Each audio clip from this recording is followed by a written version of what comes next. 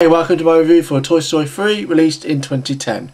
Okay, I was really excited to see the movie, obviously, like most people. I grew up on the first two, I love them, they're genius, and it was definitely the most anticipated movie, one of my most anticipated movies of the year. Saying that, it's been a bad year, but you know, I've said that before. Okay, so I was excited to see it, and I've got to say, I really enjoyed it, but it wasn't quite the movie I thought it was going to be. That's not incrementally bad. I'm just saying there are elements of it that I didn't like so much, and I'll liken it to Up. Now, my issue with Up was that it was a good beginning, and then the rest of the movie didn't live up to that.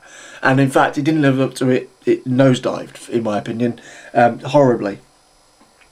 And I think it was riding on that beginning bit, and people seem to think it was great, and I personally don't see that. I see the beginning was alright, was really emotional and good, but the rest of it was just kind of there, and it was kiddish, and it was... And that's how I kind of feel about Toy Story 3, and I hate to say it, I don't want to say it, but I've got to say it, because I've got to give my honest opinion. That's how I feel about Toy Story 3, I think they've kind of done it again in a sense. The beginning was amazingly emotional with the video camera, and, you know, I was like, oh my god, this is brilliant, you know, I'm back into the world, and that intro where it was him playing with his toys was genius. And then it just kind of happened. The rest of it just kind of happened until the final bit. There's some bits that I don't like. I'll just say it now, and then I'll get on to what I did like, because it's always nice to end on a good note. The thing with Lotso had been done before in the second one. Also, I think, for me, it was kind of like, in the second one, you had Woody, who was just found out he's an antique. Now, they had to, in every film, basically, some of them get separated and they have to find each other and get each other back to a location. That happens in every one, which in itself is maybe a bad point because it's repetitive. But, you know, I don't want to say too much. Okay, and as you know, I love the first two films. I love them. So, okay, so Woody was an antique in the second one. So he was dealing with this thing about not knowing where he wanted to be, whether, you know, he thought, well, I'm more valued here than I am with Andy at home. Okay, and that was kind of said and kind of mentioned throughout the second film. That was, you know, referenced, and you get going back to him looking at the old toys and stuff, and that was referenced there. But I didn't think there was enough referenced in this one about growing up and Andy moving on and so on and so forth. Woody wanted to go back to Andy, but then it kind of, for him, it kind of, to me, it seemed like it became more about just getting them out because they're being treated badly out of this nursery. You had that thing with Lotso, who kind of was a lot like the Jessie thing, and that was kind of okay, but... and then you kind of just felt to me like you didn't... Like it was more about getting Buzz and all that out of the nursery than it was about getting back to Andy.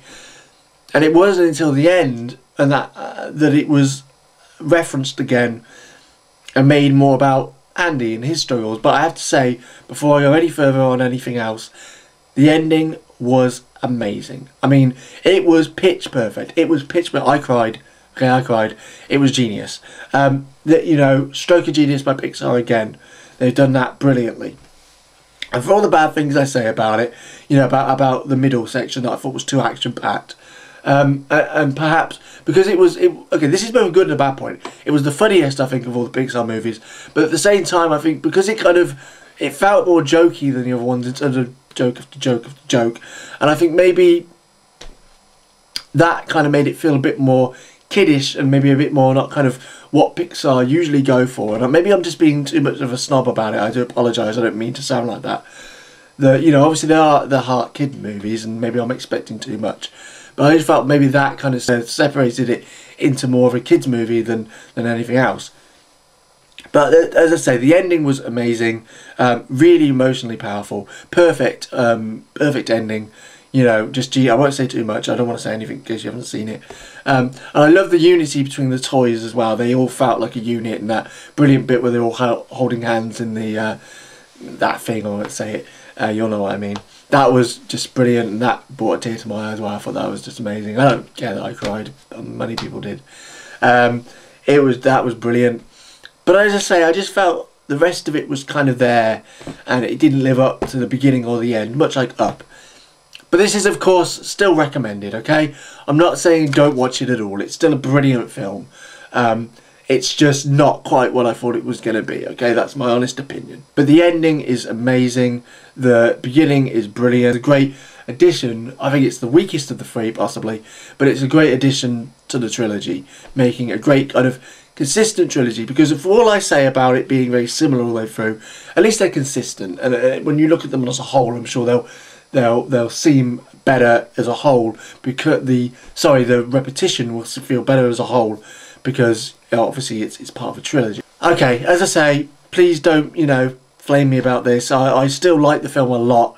It's just let down by little bits of it, but the ending is perfect, and it was just great seeing the characters again. Take it easy.